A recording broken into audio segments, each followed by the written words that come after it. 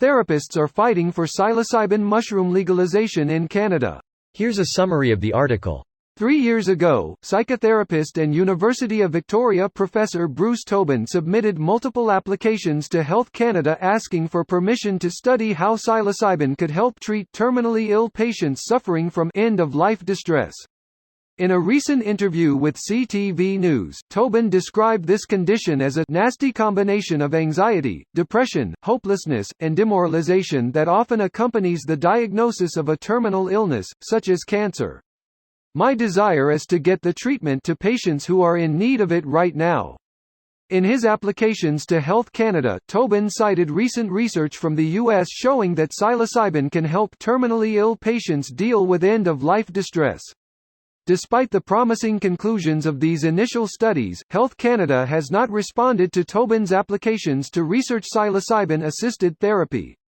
Not content to let the matter drop, Tobin created an activist group called TheraPsil, Therapeutic Psilocybin for Canadians, to help advocate for the legalization of psychedelic-assisted therapy.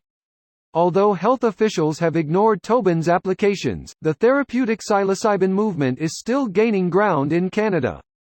The University of Toronto Mississauga has recently launched its own Centre for Psychedelic Studies, which will soon begin clinical trials investigating the benefits of microdosing psilocybin. The University of British Columbia's School of Population and Public Health is preparing for another study that will investigate whether psilocybin can help treat substance use disorders.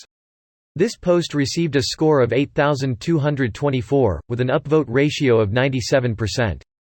Here are the top comments in response to this article. For anyone interested, here in Brazil they are 100% legal, you can buy on the internet for $18, 5 grams. Jesus Christ, what a dream. But then you'd have to live in Brazil, DD doesn't sound that great. My sandals would fly off on day one. From the anecdotal evidence, it sounds like it would be very useful for PTSD and other trauma-related symptoms. MDMA has shown better results in people with PTSD. LSD, shrooms, and a few other psychedelics are better for things like depression, anxiety, OCD, and addictions. It's not anecdotal evidence, by the way. Their therapeutic value was already being studied in the 50s and 60s before the whole prohibition charade, and modern double-blind randomized controlled trials have only further proved their efficacy.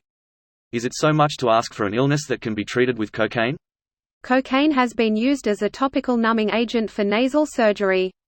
It's been phased out in favor of synthetic alternatives though. I've long been more interested in mushrooms than marijuana legalization. I've never done either, sadly.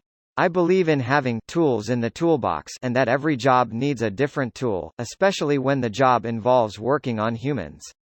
It's stupid, to me, that we continue to deny ourselves what could be useful tools. On top of that, it's just fun. Granted, a bad mushroom trip was far worse for me than being really drunk, barring any alcohol poisoning of course, but it shouldn't be illegal even if you just want a fun time. I haven't done them in years, but I've always felt like $1 million for weeks after. I've repeatedly heard that some people got something out of their bad trip. Did you? I've tripped 100 times when I was younger and had probably 2 to 3 bad trips. Like everything about tripping, it's subjective and what you get out of it or not depends on how you choose to look at it.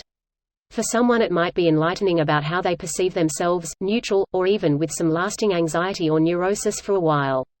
Mostly what I got out of those bad trips was trust that I could endure and survive through extremely difficult circumstances, and that when my thoughts are out of control and scary, panicking, that I can sit back in my mind and let them rush by without engaging them until things calm down instead of freaking out.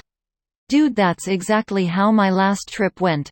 You have all these negative thoughts, but you have the willpower to understand that you just have to wait out this seemingly endless mental discourse and things will be okay. This video was automatically created by Reddit to speech.